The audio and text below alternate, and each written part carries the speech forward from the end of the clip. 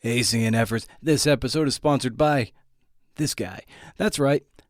A coach gives you tips, pointers, but more importantly, holds you accountable when the work gets hard. And believe me, it always does. Coaching sessions with me include Skype calls, transcripts of those calls to refer to later, detailed critiques of the work, email correspondence, and the knowledge that you know you've got somebody in your corner to see things you can't see. Email me and we'll start a dialogue. If you're ready to level up, I'd be honored to serve you in your work. If people are going to learn to put together a piece of IKEA furniture, IKEA, even with those weird little diagrams, at least tells you the steps in order of what you're supposed to do with the weird little screwdriver thing and with those 3 nuts and the 2 bolts. At least they tell you in the right order. And I wanted to at least do that as well. That's Kristen Meinzer, author of How to Be Fine, and So You Want to Start a Podcast. I'm Brendan O'Mara, and this is the Creative Non-Fiction Podcast.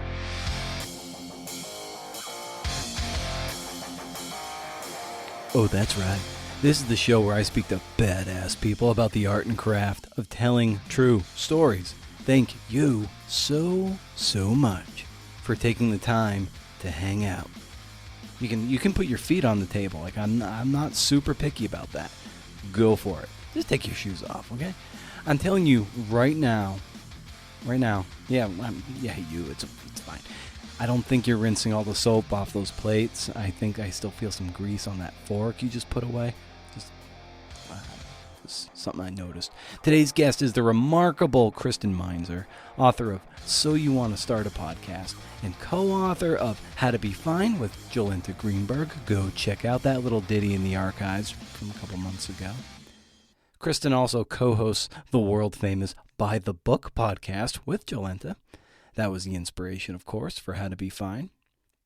Kristen's fingerprints can be found on these crime scenes: We Love You and So Can You, Happier with Gretchen Rubin, Girl Boss Radio, The Sporkful, Movie Therapy, among other things. She's pretty special. And we have a saying on this show that you ought to know by now. She's wicked smart.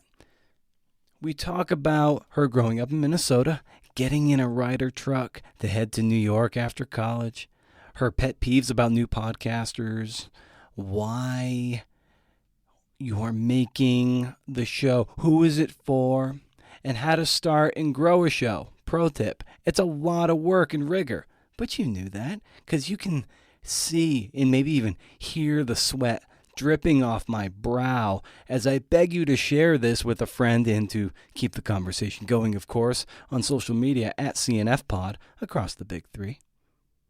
You might also want to give the show a nice rating to help more people like you, join the party. There's a lot of beer in the fridge, and I'd love to share it.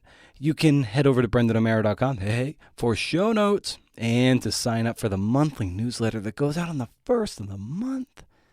Reading recommendations, book raffles, cool articles, and what you might have missed from the world of the podcast. First of the month, no spam, can't beat it. You're going to want to stay tuned to the end of the show for my parting shot. I mean, come on, it's some deferred gratification, right? Don't you just love hearing me blather on about nonsense? Well, you can. It's just at the end of the show now, where nobody listens to it. Thanks, analytics. Anyway, it's fine. It's all fine. It's very fine. So in the meantime, why wait? Let's do this. Here's Kristen Meinzer.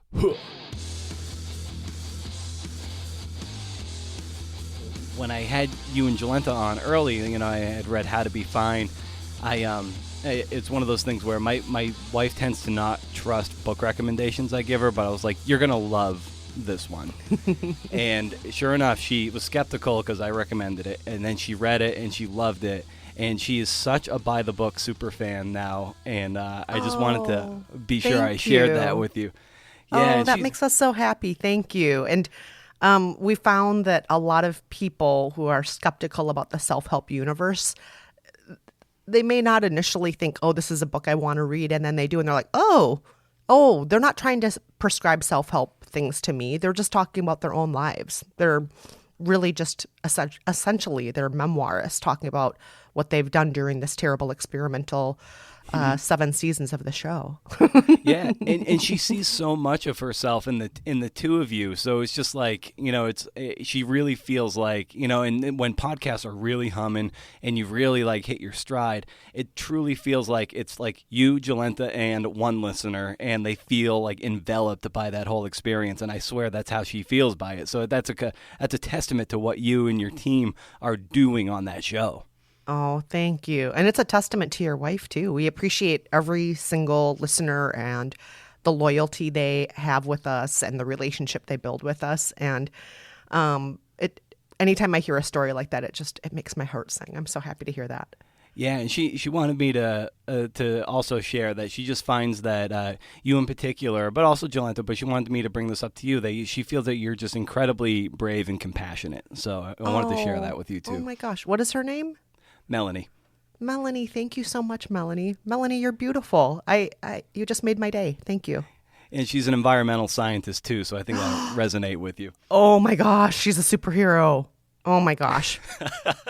Real heroes don't wear capes. They're environmental scientists. Oh, my God. That's so cool. Oh, my God. No offense, Brendan, but man, you got a good one. I don't mean to make it sound like she's out of your league or anything, but holy crow, you're married to an environmental scientist. That's so cool. Exactly. No, you're totally right. She's totally out of my league. So. Oh my God. That's so cool.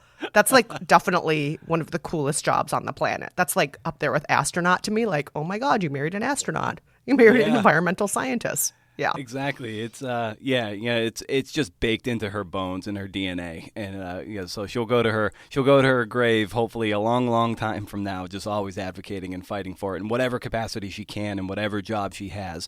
That's that's her North Star. Oh, I love that. Oh, she's so great. She's so great.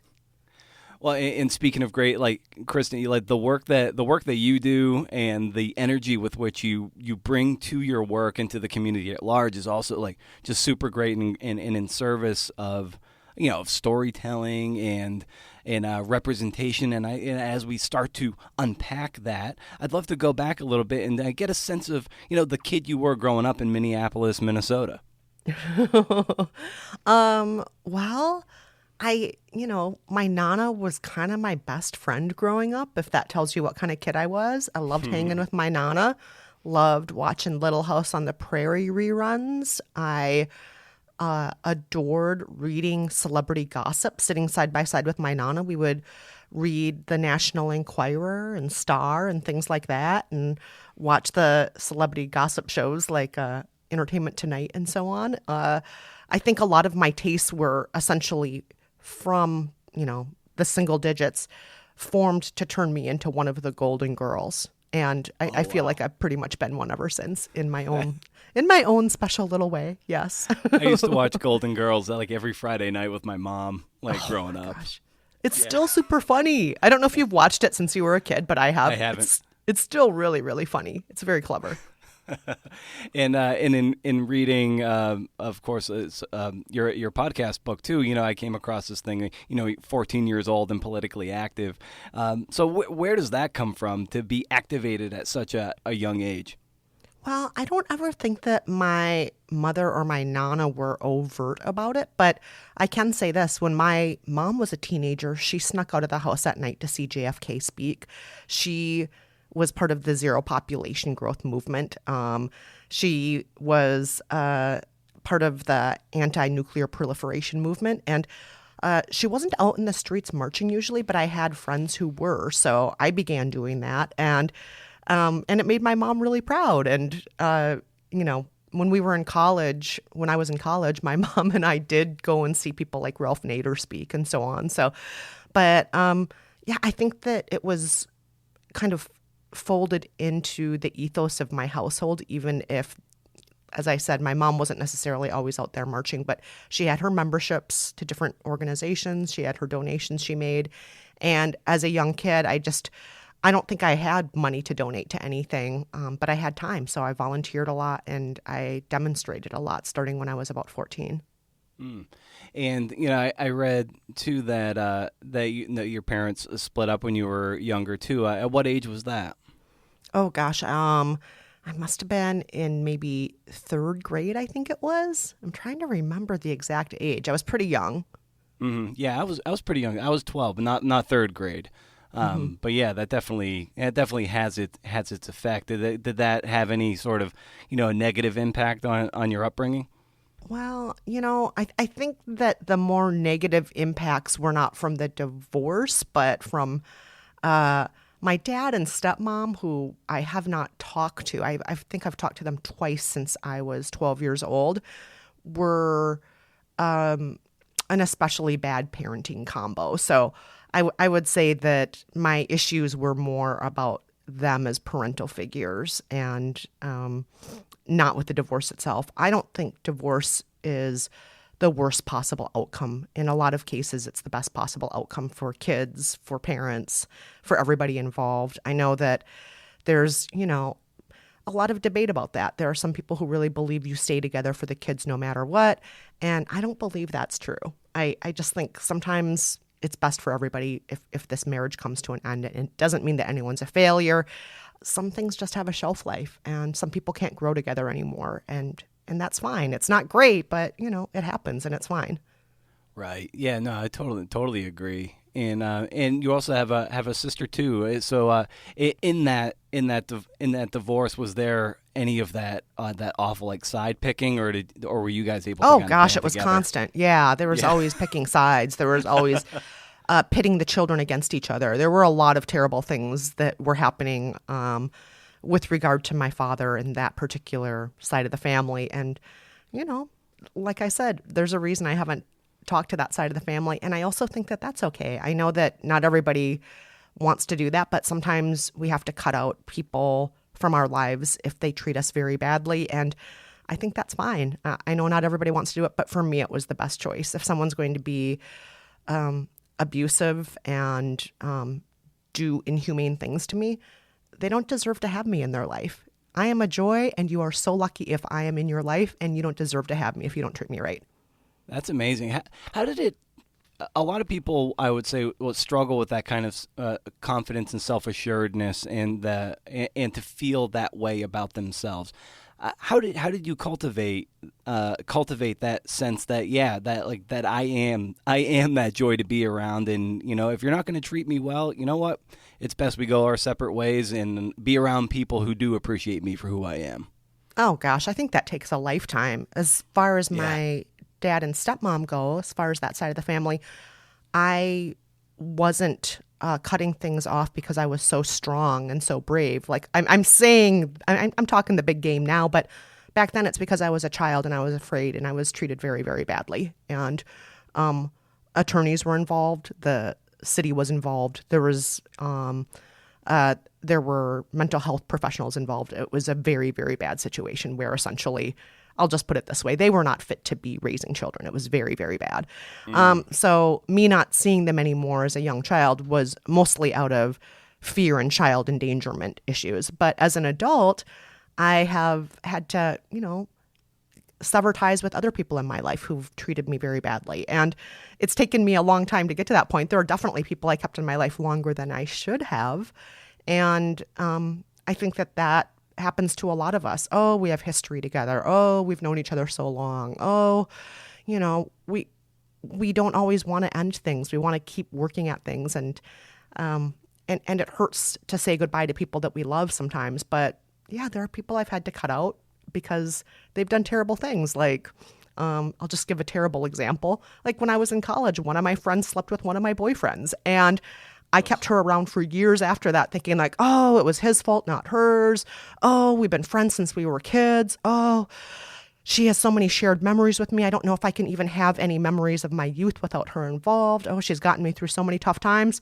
But then as time went on, I just kept seeing more and more behaviors that were undermining me, not to the severity of you're sleeping with my boyfriend, but I thought eventually I just can't be around this anymore. And it was terrible to cut off a friend that I had for 20 years, but I had to do it. And it took me a long time to recover from it, many years. It was probably the worst breakup I ever had, but now I'm happy I did. My life's great now.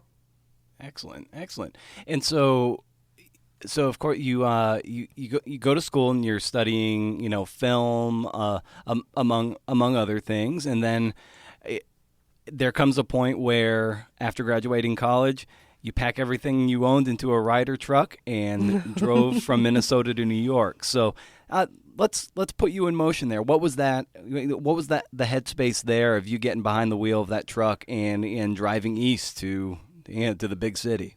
Oh my gosh. I didn't even blink. I was like, of course I'll do it. My friend Sarah Hurley, who I met in college, and she and I are still wonderfully good friends to this day. We were just texting this morning. I love her to death. She said, let's just go to New York. And she had gone to college for about a year in New York at one point, and she was another Minnesotan, but she just wanted to go to New York after college. And I said, so do I. And so we hopped into a truck and we went, and it was a great adventure. She didn't end up staying here. I think she stayed maybe for 5 years, and then she moved back to Minnesota. But I've been here ever since, and now it's been 20 years. And so where do you get a love for storytelling, and then specifically start to sort of weave yourself into audio and radio and that kind of media for storytelling? Oh, well, I've always been a huge consumer of movies, TV, and books. From a very young age, I was that kid who had the suitcase full of records with those books that they would go beep, and then you'd turn the page and the record player would essentially read to you while you read along in a story. So I would spend hours a day doing that, hours a day watching TV and movies, hours a day, as I said, reading the National Enquirer with my Nana, doing all of the consuming of media and story that I possibly could from a young age. And I just fell in love with being told stories, but I don't think that's unusual. I think most people love that. Put any kid in front of a storybook or in front of a TV and they'll fall in love with it, right? Yeah. So I loved that. But then the older I got, I really just loved stories also, because no matter who I talk to in this world, I came to realize they have something that is unique and that is only theirs. They have their own story in them that nobody else has told before. And so the older I got, the more I thought, I want to help encourage other people to tell their stories too. I don't just want to consume stories. I want to make stories, and I want to hear other people's stories along the way. So when I was in college, I was an arts and entertainment journalist for a while. And one of my favorite things about that job was I got to interview people and hear people's stories. And then I got to write out their stories and kind of frame them the way I wanted to, that I thought would best serve them and best serve their story. And I loved that. And the older I got, the more I thought, oh, how do I turn this into a full-time job? And after college, moving to New York with zero contacts other than my roommate and friend Sarah, it was hard at first. So for the first few years in New York, I was bouncing around with kind of administrative assistant jobs, and I wasn't really sure how to get my foot into the door into a real storytelling sort of job. And eventually I did build up enough friends and enough contacts where they would say, oh, I know somebody there. I can probably forward your resume to them or whatnot. And then eventually I was able to break into TV and then into radio. I worked in public radio for 6.5 years. And then the podcasting boom came, and a number of companies started headhunting public radio to try and get podcast people like me. And so I've been doing that ever since, just full-time podcasting for, I think it's about 5 years now. I've been doing it full-time. In public radio, I was podcasting part-time. They had me mostly being a producer, also podcasting. So, and that wasn't something I planned on, by the way. I never thought that I would be on a microphone telling my story, but early on in public radio had me start doing it, and then I started doing it full-time a few years ago. I asked a while ago the great Alexandra De Palma, who's a producer of sorts of several podcasts, including her own, but a lot of others with her podcasting company. And I asked her about the role of a producer and what exactly does a producer do. And I'd extend that to you as someone who's been in this for several years now, because it's kind of a nebulous term. So how help shed some light to someone who might not exactly know what a producer does. A producer does everything. A producer is helping to set up your tech. A producer is helping to book your guests. A producer is cutting together the episodes to get rid of all the ums and the uhs and the fumbles and the mouth noises. A producer is mixing in the music, leveling the sound. A producer is promoting your show, pushing it out on social media, setting up promo swaps with other shows. A producer is dealing with all the mail that comes in and with all the listener relations. A producer is doing at least 100 different things on any given day. Being a producer is really fun. I've done it for years and years and years for my own shows, for other shows, and it is a lot of work, and it's often thankless. And not every host, when they're on mic, thanks their producer. For years, I worked on shows where I was never thanked, and then finally I worked on a show where at the end they had a closing credit, and they said, "Oh, and huge thanks to our producer, Kristen Meinzer," and I was like, oh my gosh, that's amazing. Somebody just recognized me. It was great. But a lot of hosts don't ever thank their producers. And I always, when I have a producer, thank my producers profusely. I bring them onto the mic. I have special episodes where we talk with each other about their process because producers work so hard, and I think that a lot of what they do is completely thankless. So yeah, producers are great. And in my opinion, the best hosts have also been producers at one point or another. And I also think some of the best producers I've ever met also host sometimes because they kind of teach you how to do the other. So for example, as a host, I may be blathering on and on and on and and like, and oh gosh, what was I saying? And oh, let me circle back to that prior thing. Oh, but first let me get to this question. And as the producer, I am cutting all of that out. And I'm realizing as a producer, if I'm both the producer and host, oh boy, that was not my best hosting. I'm just going to cut this out and cut this out and cut this out. So if you're wearing both hats, it can really teach you to do a better job of the other job. That's what I found. And Brendan, do you also produce your own show, or do you have a producer? I do it myself. So you know exactly what I'm talking about. Mm-hmm. I'm sure when you're cutting together a show, you'll hear yourself do certain things and think, I'm not going to do that next time I'm on the microphone. Exactly. It takes quite a bit of, well, it's just like anything. It takes quite a bit of just repetition of failing forward, if you will, of just learning through the experience of it, of learning how to have mic awareness. Don't get too close. Don't be too far away.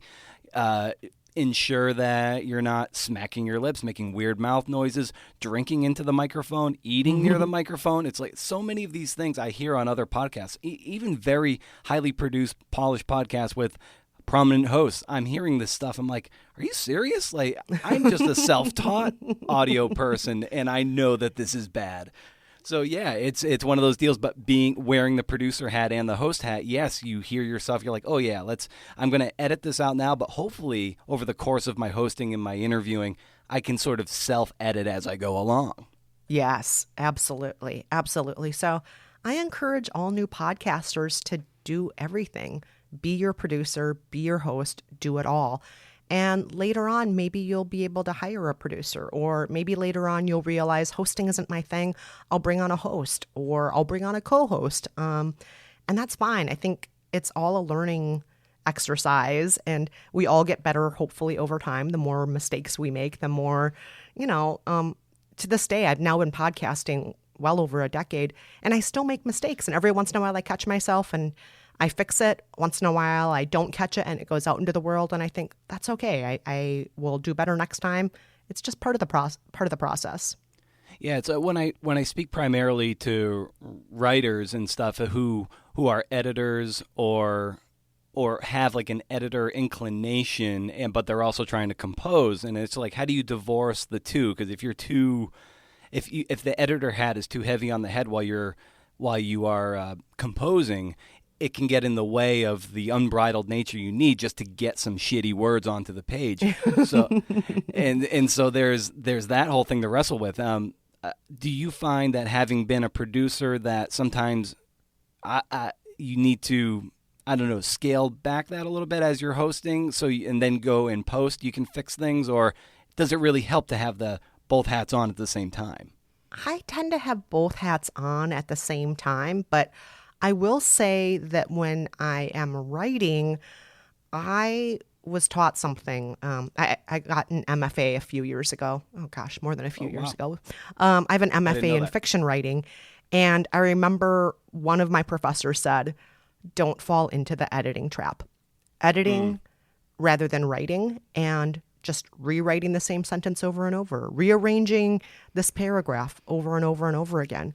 And that professor was so correct in my case, because I would spend so many hours just doing rewrites rather than producing new stories. I should have been writing. I should have been getting the stories in my heart out there. I should have been experimenting. I should have been making terrible mistakes with my storytelling, or great experiments, whatever you want to call them. And instead, I fell into the trap that a lot of people do. I would just edit, edit, edit. So that's something that I've had to work to fight in my writing. And at this point, when it comes to podcasting, I'm kind of okay at mixing the two. I have a system that works for me, but it's still the case, writing books or writing stories, that I have to make sure I don't fall too much into that trap of just editing. I have to write. Got to get it out there. And given that you're, an author who's written 2 books and you've produced several shows and host several shows, which feels more natural and most comfortable for you, writing or audio? Well, at this point, I would say audio feels more comfortable, but with every audio project I do, I write. I don't know if the listeners know how much writing I do behind the scenes for each episode. So, for example, with By the Book, on that show, Jolenta and I live by the rules of a different self-help book in each episode. But before we live by those books, we read the book cover to cover, and we essentially write out a book report. This is who the author is.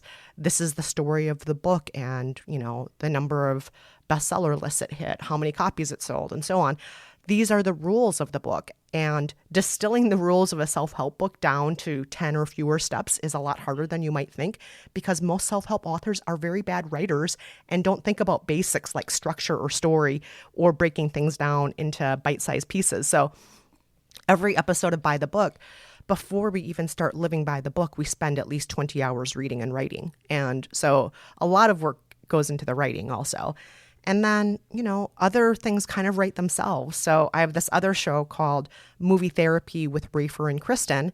And on that show, people write to us with their conundrums. Maybe it's, I'm trapped at home with my kids during COVID and I want to run away. Or I am thinking of cheating on my husband.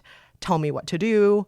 Or I hate homeschooling. I cannot stand it. I'm in college. I want to live free. I can't believe I'm 22 and living in my parents' basement right now. So they'll write to us with letters like these, and we will give them some advice, and then we will prescribe them a movie or TV show to watch to help them through whatever they're dealing with. And so it's a mixture of kind of a watch list. It's kind of a mixture of an advice show. It's a mixture of a few different things. But that mostly writes itself because the letter writers are providing the content for us. All we really have to do, my co-host Rafer and I, is offer genuine empathy, which we don't write out our empathy. That empathy just comes from us. So we don't write out a script of what we're going to say in advance to each person. But we let them write the content for us, and then we come up with a movie prescription or a TV prescription. So every show is different. That show is a lighter lift because I don't have to write a book report every episode. We tape every single week, and the prep for that show is less than an hour, and then we just get to taping. And so, every show has its own structure. Some of them are going to require a lot of writing. Some of them are not. But I always tell people, regardless of whether or not there is a lot of writing, just make sure you have structure. I already mentioned that a lot of self-help books don't, but they should, and so should podcasts. Podcasts should also have structure. I'm so glad you brought up structure. That's a big thing that I wanted to talk to you about. Let's first talk about with your book at first, and then we can talk into how important it is to have structure in a podcast as well. Because I think there's a misconception that it's great to just have this free-flowing things, but I think it's but we can dive into that in a moment. But with the book, of course, you broke it down into these big chunks, calling it dream it, write it, post it, cast it, make it, share it, grow it. So how important was having that wireframe baked into So You Want to Start a Podcast? Oh my gosh. was the first thing I did was start laying out all the steps. And the book actually has, if I remember correctly, 37 distinct steps, and they all fall under 7 main headings.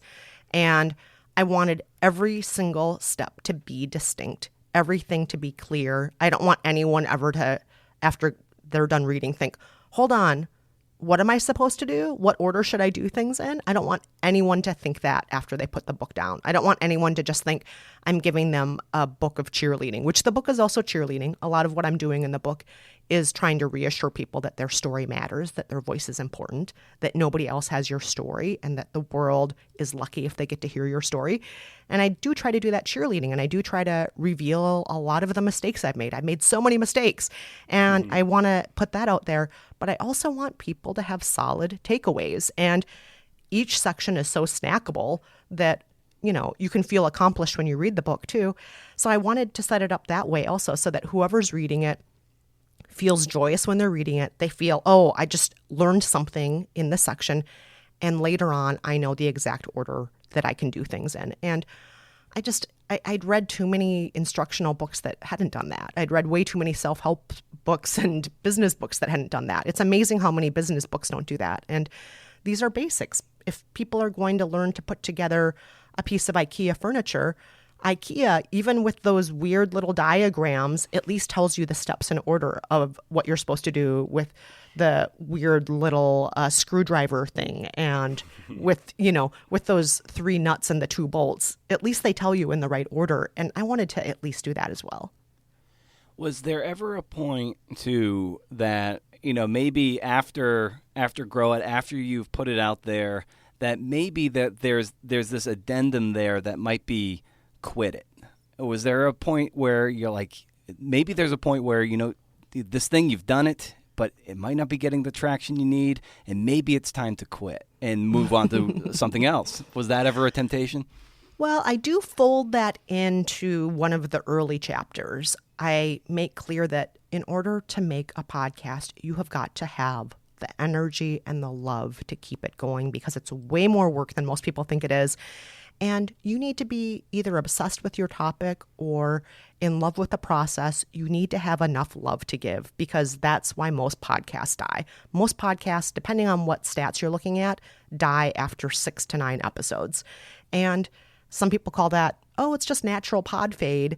And I say, oh, it's a case of there not being enough love to keep it going and not enough awareness about how much work it is. So I just think people need to know that up front. And if they try it and they realize, I don't have enough energy for this, I don't have enough love for this, it's okay to call it quits. You don't have to do this if you don't want to. You should only do it if you want to. There are other things you can do instead. You can knit, you can garden, you can join a book club. There are a lot of beautiful ways where you can put your soul and heart and creativity out into the world. It doesn't have to be a podcast. Yeah, there was I saw on Twitter several weeks ago that, someone put out, he's like, I finally caved in and started a podcast. I was just like, No. I'm like, well, you don't know. This isn't mandatory. I know it's kind of in vogue, or maybe to maybe do this thing if you have some platform that you got to do this. It's like, no, you don't. And I was just so irritated by that. It was like, it just boiled my blood. Nobody has to do it. It's kind of like, TikTok. You don't have to TikTok. It's fine to not TikTok. It's okay to not have a YouTube channel. It's okay. Let's do a little flashback to 15 years ago or 20 years ago. You don't have to have a blog. You don't have to do any of these things. It's totally fine. Life will go on. 10 million years down the road, when the aliens come here and take over the planet, they're not going to care if they find your human blog or podcast or whatnot. It doesn't matter. It's fine if you don't do it. Only do it if you want to. Exactly. And so piggybacking off structure, we talked about it with respect to your book, which it's just got it's a great way to connect the dots from conception to execution. But in terms of within a podcast, even an interview show or, something with By the Book, how important is it to conceptualize a structure for something, for an audio product like a podcast? Oh my gosh, it's incredibly important. It makes it so much easier to host a show and to produce it, first of all, because what do you want to do? Just sit down at a mic and just freeform yammer on in a way that listeners don't know why you're talking, who you're talking to, what you're talking about, where you're not introducing yourself, where there's not an open or close. I think that a lot of people think that that's what a podcast is. It's like, oh, it's just freeform talking. Dave and I are really funny. We're great. We get together every week and we just talk about what's gotten us laughing. And, that's not really what is going to connect with listeners. They're probably going to love you and Dave if you present yourself to them with a purpose, if you know why you're making the show, if you know who it's for, and if you have a structure. Nobody wants to walk into a room full of people laughing and talking and not engaging with them. I always compare it to a dinner party. Let's say I come to a dinner party and a friend of a friend invited me. I don't see my friend in the room. No one's acknowledging me. No one's welcoming me. No one's introducing themselves. No one's saying, oh, mingle for a bit, grab a drink over there. We're going to have dinner in 15 minutes. But until then, I want you to meet so-and-so and so-and-so. We'll have dinner in 15 minutes. And after dinner, we're all going to go outside and have tea on the lawn. That is a structure right there. That is a structure of an evening. And it makes the guest feel, or the listener in the case of a podcast, know where they are in time and space, where they're going to, who's hosting them, and how long everything is going to take generally. And I think that with podcasting, we need to treat our listeners at least as well as we treat people who are coming to our house for dinner. We need to treat them like not just anonymous numbers, but like real humans who have chosen to spend their time with you.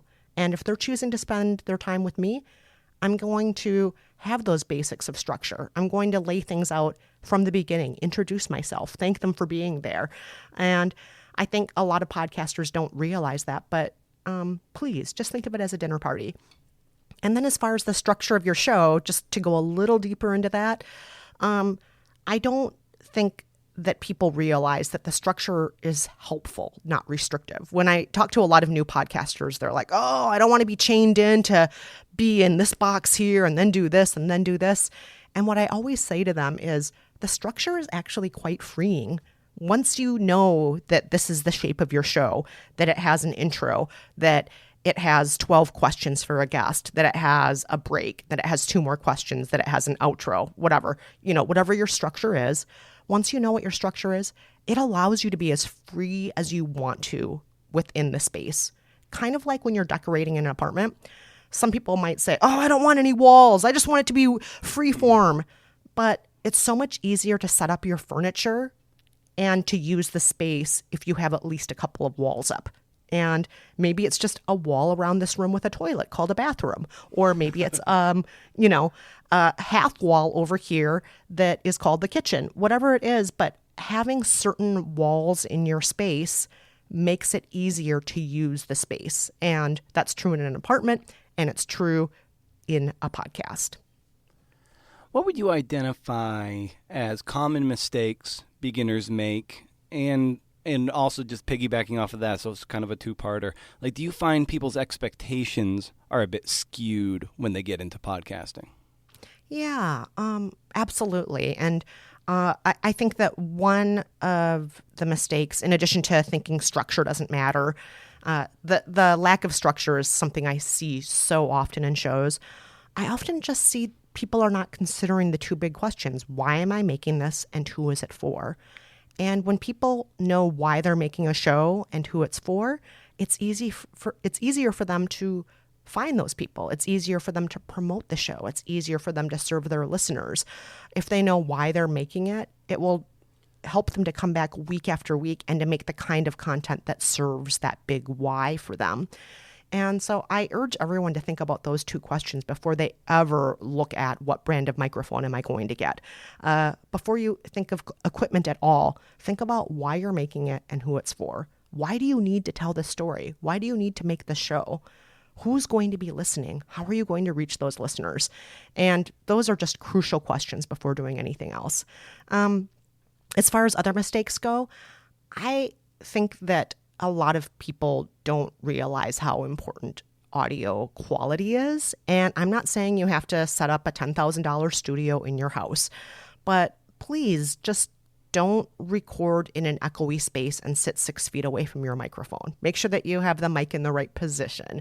Make sure that you have some sound absorbing softness around you. A lot of people that I know record their podcasts in a closet. I am recording in a converted closet right now that is covered with spongy wall foam, but this is just a closet that I'm in. And it sounds way better than being in a more professional looking, like, open office because there's cushion everywhere. Everything's being absorbed by sound, so there's not that tin can echo that a lot of podcasters have. And there are podcast newbies who just constantly try to upgrade their equipment because they think, oh, it just doesn't sound right. And I want to reassure you, it doesn't really have that much to do with your mic. It's usually because you're recording in the wrong space and you're not close enough to your microphone. Yeah, like to your point about recording space, like in front of me, I have a bunch of foam ahead of me on the ceiling, and I have 2 stands behind me with a moving blanket clamped to them. So nice. I create this little cocoon, and it might not be a whole lot of things. It's certainly a pretty cheap audio setup in terms of this, but it's one of those deals where, the less distracting you can be possible, it's just like it further puts the attention on the wonderful insights that the guests are offering. Yeah, and there's some things that you just can't work around. Like, even though all my windows are closed right now, there is insane construction happening on the street outside my apartment now. I am hoping that most of it does not come onto this microphone. Maybe a tiny bit of it will, but hopefully not too much because I've set up my space the way I have. But, there are some things that are going to be out of our hands. Sometimes you're just going to have a dog that's going to bark. Sometimes you're just going to have, certain sounds that you just can't control for. But for the sounds you can control for, it's usually pretty easy, even if it's just, taking a whole bunch of pillows from your house and stacking them up all around your desk. Even that helps. And what might you say to podcasters who might have something, that really good, it's objectively good, but that maybe they're just frustrated with a lack of traction? Like, how might you, coach them to maybe, get that traction that they need to see their show go from, 1 to 10 or even 10 to 100? Yeah. Well, I want them to examine that question again. Why are you making it and who is it for? If you don't know who your show is for, you can't reach out to those people.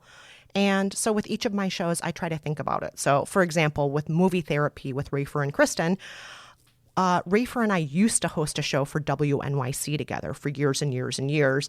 And it was just a new releases film review show, essentially. Like, what's in the theaters this Friday? Let's review them. And that show had certain listeners. And those listeners during COVID were reaching out to us and asking us to start a new show. They said, we need to know what to watch. We're trapped in our houses all day.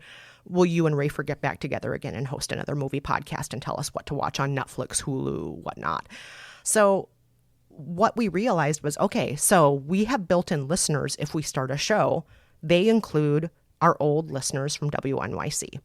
Who else can our new show have as listeners? So Rafer and I thought about it. We thought, okay, movie fans, anybody who likes advice shows, anybody who listens to Buy the Book and is already a fan of Kristen Meinzer, anybody who already reads Rafer's column in Newsday because he's the film critic for Newsday.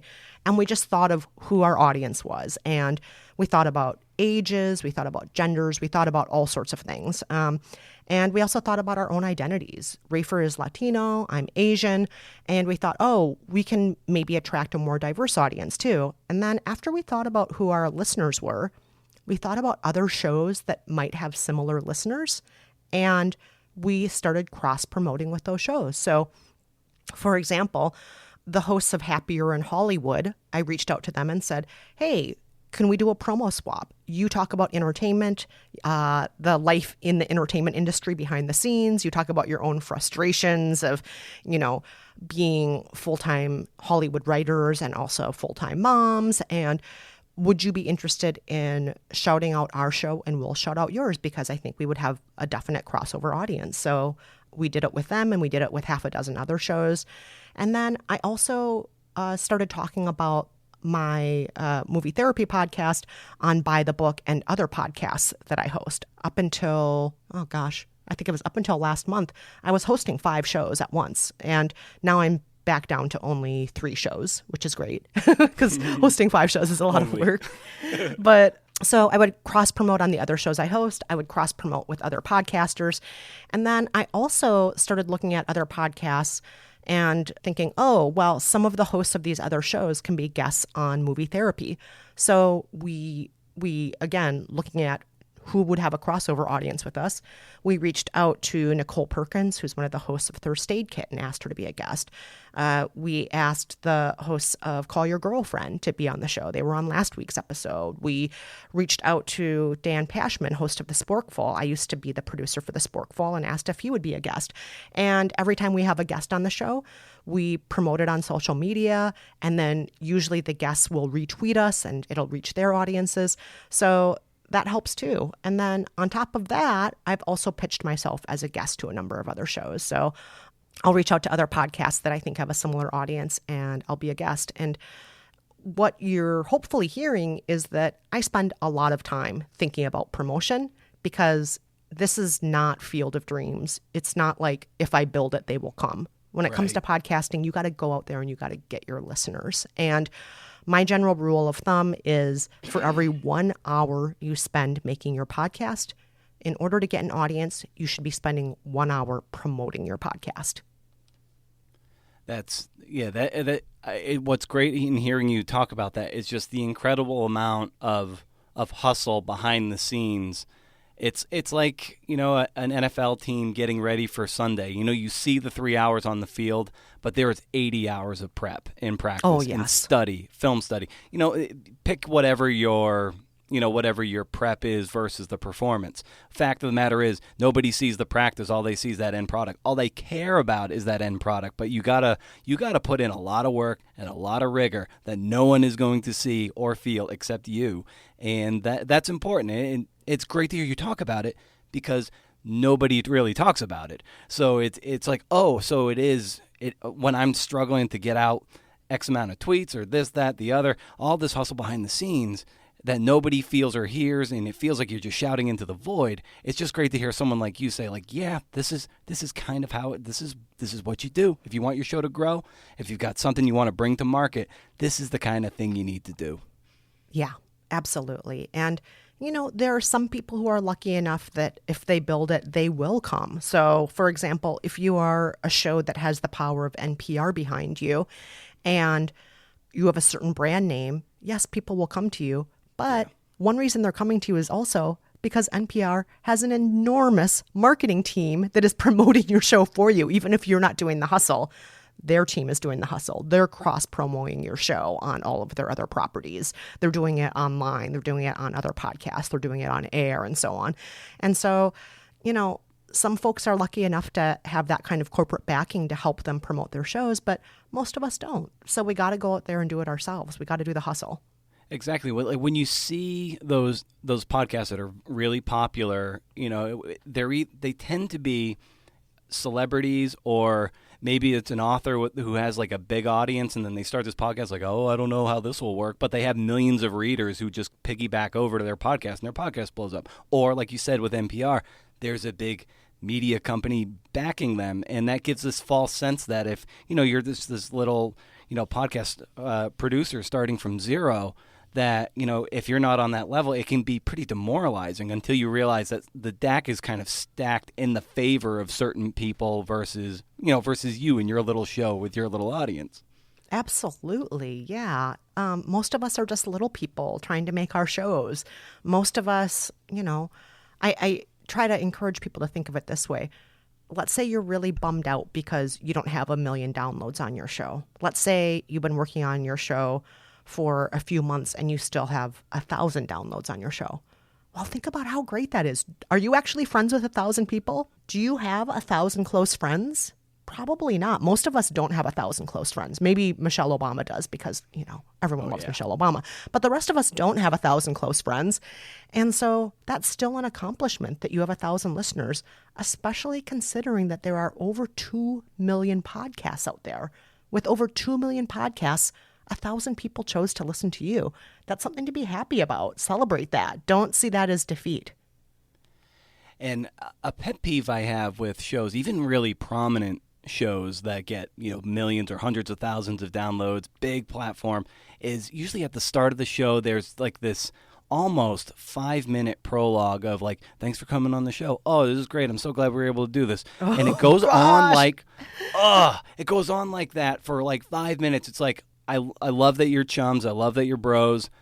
Edit this shit out. Like, no, we don't need to hear this. Let's just start getting to the meat of it. Not a lot of this. This just like, hey, and they're shaking hands, slapping five. It's just like, okay, guys, let's clip this out and move to what people are really here to listen to.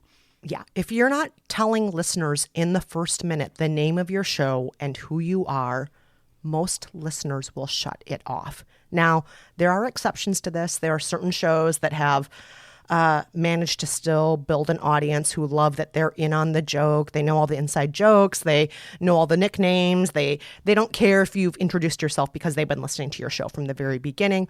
But even though those shows may have very large followings, it's hard oftentimes for those shows to get new listeners. The loyal listeners will stick with it because they feel like, oh, they're talking to me. I've been with them for so many years. But again, it's that dinner party scenario. If I'm walking into that dinner party for the first time and no one's acknowledging me, they're just spending 5 minutes riffing with each other and ignoring me and not telling me who they are, I'm not going to want to stick around. I'm going to shut off that podcast. So please, in the first minute of your show, do not wait until minute 5 or minute 10 or, God forbid, minute 15. That's happened with some shows I've tried to listen to. Ugh. Tell me the name of your show and who you are. Please, do that in the first minute.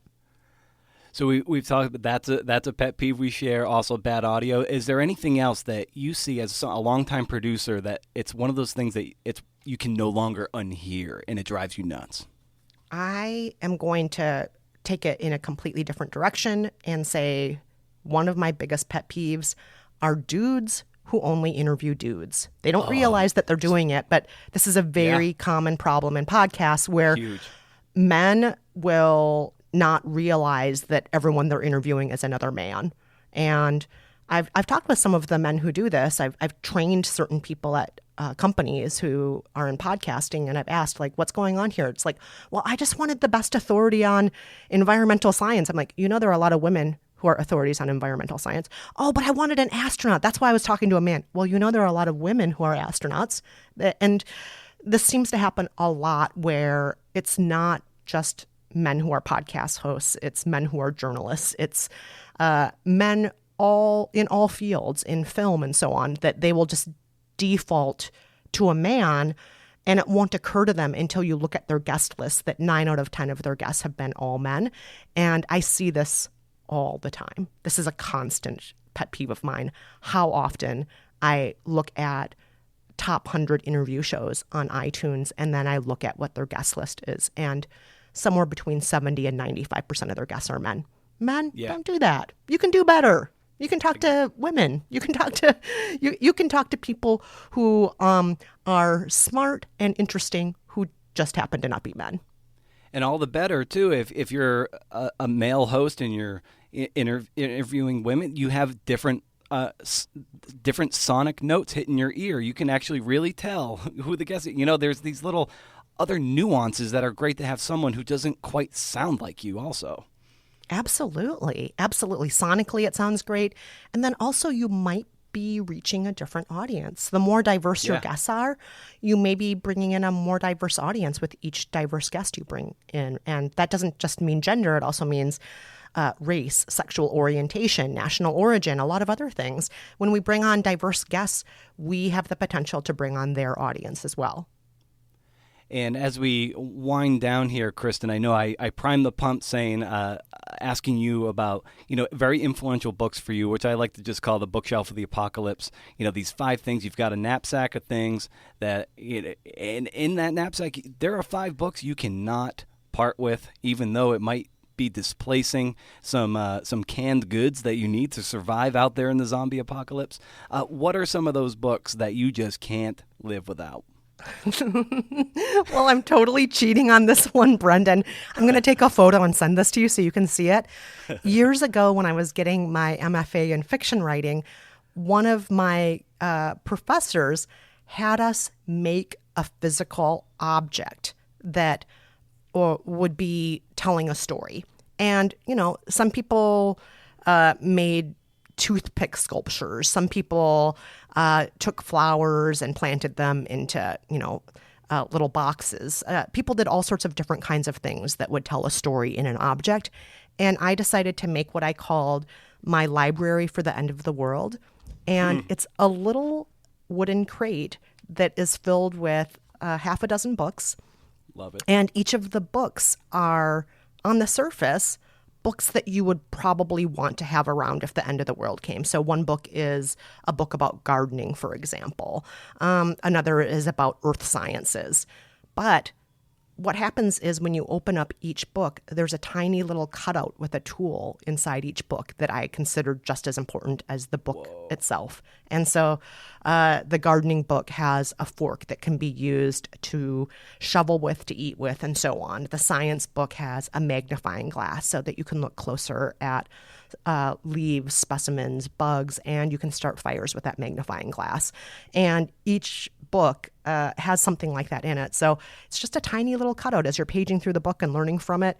At some point you'll think, oh, I really wish I had a tool, and the tool for each of the things, for each of the books is right inside of each book. And the only book that you open up and that doesn't have a tool inside of it is by Jerry Falwell, I believe. And it's The Secret to Happiness. And you open up that book and there's nothing inside because, in my opinion, there is not one single secret to happiness. And it really is the process of living that's more important than the destination of happiness. So you don't need a tool for that. You just need to get to living. Well, that's incredible. That is such a cool take on the bookshelf for the apocalypse. I love it, Kristen. Well, thank you. You've been so generous with your time. You're a badass. Your books are amazing. So you want to start a podcast, How to Be Fine, all the shows you host, buy the book with Jolenta Greenberg as well. It's such a pleasure to speak to you at length, just one-on-one as and where might people be able to find you online, get more familiar with your work, Kristen, if they're not already familiar with it? Well, you can go to my website, which is KristenMeinzer.com. You can find me on Twitter at Kristen Meinzer, and I am on Instagram also at K10Meinzer, K10 Meinzer. And and check out my podcasts, Movie Therapy with Rafer and Kristen, and buy the book.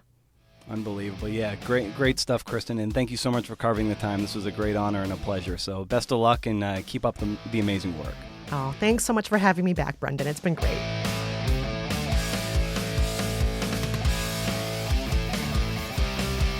All right.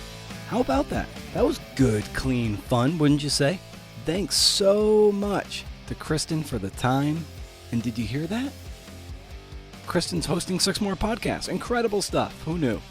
If you want to get into this mess, this thing that we do, pick up her book. I bought the sucker and practically highlighted the entire book, so thus defeating the highlight portion on my Kindle. So I might as well just have the entire book in my notes and highlights. The book is that good and that tactical and fun to read too. So it's a fun read. I bought that sucker, like I said, and highlighted so much of it. And I've been doing this for a while, and I learned so many things that I hope to apply to get more of you CNFers in the room in this little hang we've got. So, yeah. Well, thank you, friend. I know you've got a lot going on. You've got that thing over there, and then there's that other thing you're doing. So the fact that you chose to take a sliver of your valuable time and spend it here means the world. And I don't just say that. Damn it, I hit my table. It's a Bush League. That's a Bush League move, man. Maybe you heard it. It's Bush. It's Bush League. The astute listener knows that when I asked Kristen about the frustration of having a good product but not getting the traction, knows that was a nod to this here enterprise, of course. And she came back with a great answer, like, why are you making it and who's it for? So, why do I make this show? Well, a lot of you might know, but I'll just kind of say, these are conversations I wish people were having with me, and nobody was about to knock on my door. As a nobody's knocking on my door. Still, to this day. So I knock on lots of doors. Anyway, so I decided to facilitate those conversations and celebrate people's work to get over my resentment and bitterness and jealousy that I felt very strongly back in 2013 when this hot mess started. It helps me, and I hope by extension it helps you. And so that means, who am I making it for? Well, you, obviously, duh. But who are you? I think you're a writer and you want to be a writer, and maybe you're a bit scared, or maybe you're blocked, or maybe you're a bit lonely like I was, and let's be frank, am. I make it for people who love telling true stories. I love having narrative journalists on, like where my true taste lies, what I wish I was doing, like the great New Yorker writers that come on the show. Like that's my Fenway Park, Memoirs, documentary filmmakers, rare as they are. I love having them on. Poets, producers. Because I think no matter the subgenre of creative nonfiction, I think there's insights you can take from all of them. I could have novelists on the show, and sometimes I do if they've done some nonfiction work recently, but that wouldn't work, right? It's for nonfictionists, and hey, it's for seeing efforts, baby. And what I'm really shitty at is bringing my apples to the market.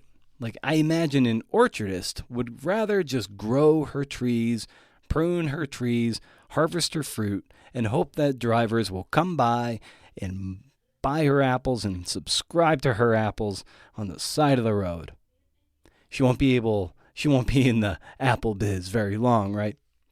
She has to load up her apples and take them to the farmer's market once or twice a week and bring her delicious apples to the people and make that connection, right? That's where I'm real bad. I don't really take this to the farmer's market to the way I should, and rely perhaps a little too much on your generosity to tell other people to come subscribe to my apples. Is that gross? That's the kind of gross that I didn't even realize what that was suggesting. But okay, whatever. Sure. Okay. Some apples have worms. It's getting grosser. Sorry. I'm real sorry. But most are pretty darn good. Sweet and tart, and go really good with peanut butter. I know there are thousands of CNFers out there. I just need to bring this and put it in front of them and say, hey, I grew these apples for you. Make a pie. Now that I beat the living shit out of that metaphor, it is my hope that you'll subscribe to this show. Tell the others. And maybe head over to BrendanO'Mara.com for show notes and to sign up for that monthly newsletter. Because if there's anything I've learned, it's that if you can't do, interview. See ya.